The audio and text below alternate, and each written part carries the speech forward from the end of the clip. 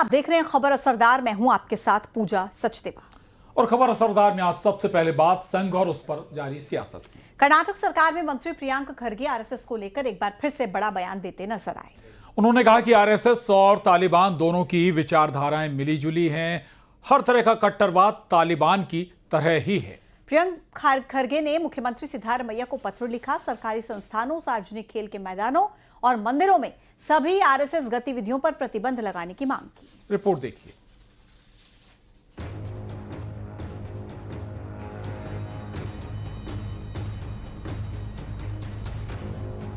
कर्नाटक की राजनीति इन दिनों फिर गरमाई हुई है। राज्य में राष्ट्रीय स्वयंसेवक संघ की गतिविधियों पर बैन लगाने की चर्चा जोरों पर है। आरएसएस के 100 साल में 3 बार प्रतिबंध लगाने वाली कांग्रेस एक बार फिर प्रतिबंध लगाना चाहती है। ताजा प्रतिबंध कांग्रेस अध्यक्ष मल्लिकार्जुन खड़गे के बेटे प्रियांक खरगे की सलाह पर कर्नाटक में लगाया जा सकता है। कांग्रेस अध्यक्ष मल्लिकार्जुन खड़गे के बेटे और राज्य के मंत्री प्रियांक खरगे ने सीएम सिद्धारमैया को एक खत लिखा है। खत में उन्होंने सरकारी परिसर में आरएसएस की गतिविधियों पर बैन लगाने की मांग की है। खत में लिखा गया है कि सरकारी स्कूलों और कॉलेजों के परिसर मैदान में आरएसएस को कार्यक्रम आयोजित करने की अनुमति नहीं दी जानी चाहिए।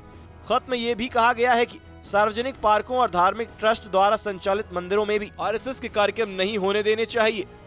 आरएसएस सरकारी स्कूलों और सरकारी सहायता प्राप्त स्कूलों के साथ साथ पार्कों में शाखाएं चला रही है। उनके नारों से स्कूली बच्चों और युवाओं में नकारात्मक विचार उभरते हैं। प्रियांक खरगे ने यह पत्र 12 अक्टूबर को लिखा था, जिसके सामने आने के बाद अब मध्य प्रदेश में सियासत शुरू हो गई है।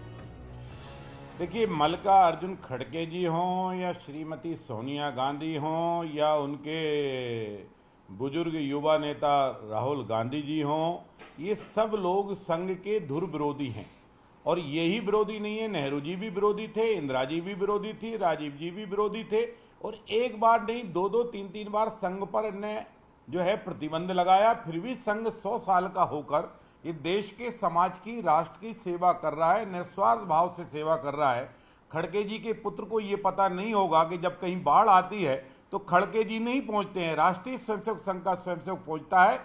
महात्मा गांधी की जब हत्या हुई थी, जिसके तार आरएसएस से जुड़े हुए थे, उसमें सरदार पटेल जी ने बैन किया था।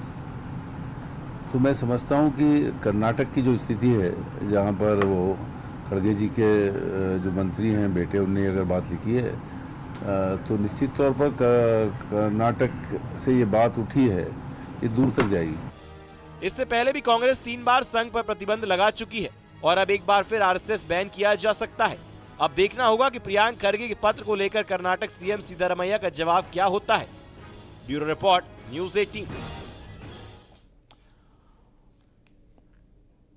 और जिस मानसिकता के तहत बेटियों को पढ़ने से रोका जाता है, जिस मानसिकता के तहत बेटियों को घर से बाहर निकलने पर पाबंदी लगाई जाती है, जिस मानसिकता के तहत छेड़छाड़, रेप, गैंग रेप जैसे अपराधों में बेटियों को ही ये कहकर दोषी ठहराया जाता है कि अकेले निकलने की जरूरत क्या थी, रात को निकलने की जरूरत क्या थी। क्या पश्चिम बंगाल की मुख्यमंत्री ममता बनर्जी भी उसी मानसिकता को आगे बढ़ा रही हैं? ये आरोप बीजेपी का है और बीजेपी को यह आरोप लगाने का मौका पश्चिम बंगाल में दुर्गापुर गैंगरेप की एक घटना के बाद मिला।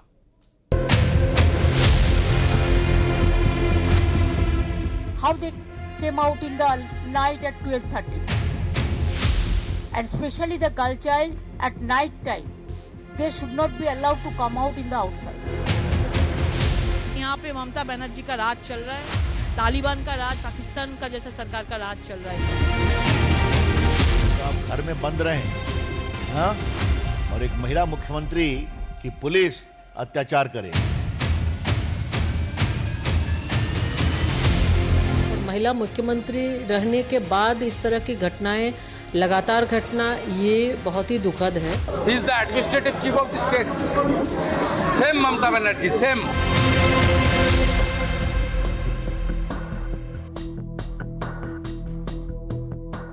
करीब 14 महीने पहले अगस्त 2024 में पश्चिम बंगाल की राजधानी कोलकाता में एक दर्दनाक वारदात सामने आई थी, जिसमें आरजीकर मेडिकल कॉलेज की एक जूनियर डॉक्टर की रेप के बाद हत्या कर दी गई।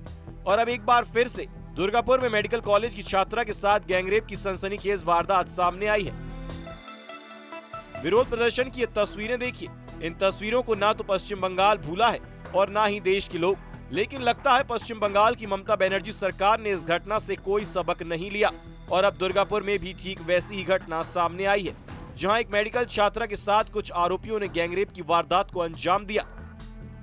लेकिन पश्चिम बंगाल की मुख्यमंत्री ममता बनर्जी ने आरोपियों पर सख्त कार्रवाई करने और पीड़ित को न्याय दिलाने की बजाय ये कहकर नसीहत देने की कोशिश की कि लड़कियों को रात में बाहर नहीं निकलना चाहिए। Whose responsibility? How they came out in the night at 12:30, and it happens in the, so far I know, forest area, and 12:30 I do not know what happened. Investigation is on. I'm shocked to see the incident, but private medical colleges also used to take care for their students. আমি প্রথমেই আপনাকে বলি, দ্বন্দ্বের মেয়াদ থেকে আমি কিছু বলেছি, আমার কথা ডিস্টার্ব করা হয়েছে। প্লিজ আপনাদের একটা রিকোয়েস্ট করব, আমাকে আপনারা কোশ্চেন করবেন আর তারপরে ডিস্টার্ব করবেন। আমি ভাত খাই সেটা না বলে আমি ভাত বলে দিচ্ছেন।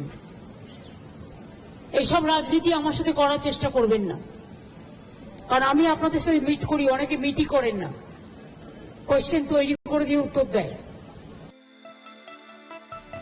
वहीं अब इसको लेकर विपक्षी पार्टियों ने पश्चिम बंगाल की ममता बनर्जी सरकार के खिलाफ विरोध प्रदर्शन शुरू कर दिया है।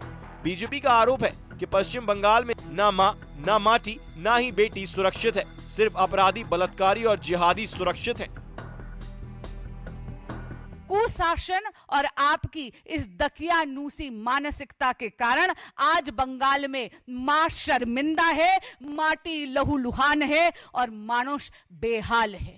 आप सभी के माध्यम से मैं पुनः ममता बनर्जी की सरकार और स्वयं ममता बनर्जी को अनुरोध करना चाहूंगी कि रेप को जस्टिफाई करना बंद करें और उस बच्ची को जस्टिस की तरफ बढ़ें। ये तो उनकी नेता ने, ममता जी ने भी कहा है। इससे बड़ा देश की बहनों और बेटियों को अपमान हो सकता है क्या? कि मतलब आप घर में बंद रहें, हाँ, और एक महिला मुख्यमंत्री की पुलिस अत्याचार करे और कार्रवाई नहीं करे, क्या मतलब है इसका? इससे बड़े शर्म की बात कोई हो नहीं सकती। पीड़ित मेडिकल छात्रा के पिता ने कहा कि उनकी बेटी की जान को खतरा है। न्यूज 18 से बात करते हुए पीड़ित के पिता ने बताया कि उनकी बेटी इस वारदात के बाद सदमे में है। उड़ीसा से आया था और वो भी आ रहे हैं, सांत्वना भी देते तो ठीक करो। हम रो रहे थे, वो समझ रहे थे ठीक हो जाएगा। मेरे को और जो ममता दीदी है वो भी तो किसी का माँ होगा ना, अगर माँ होगा तो उसका लड़के का दर्द भी समझ सकते हैं ना। मैं चाहता हूँ और बंगाल सरकार के अनुरोध करता हूँ, उसी से कड़ा सजा दीजिए। अगर उससे सजा देंगे तो बंगाल का लड़की थोड़ा सुरक्षित अनुभव करेगा। पश्चिम बंगाल के राज्यपाल सीवी आनंद बोस भी आज रेप पीड़ित से मिले। वो IQ सिटी मेडिकल अस्पताल पहुंचे, जहां उन्होंने पीड़ित से मिलकर उसका हालचाल जाना। इसके अलावा राष्ट्रीय महिला आयोग की टीम ने भी दुर्गापुर का दौरा किया। सूत्रों के हवाले से खबर है कि दुर्गापुर केस में NCW की रिपोर्ट में कानून व्यवस्था में भारी चूक का खुलासा हुआ है। Bureau report, news 18।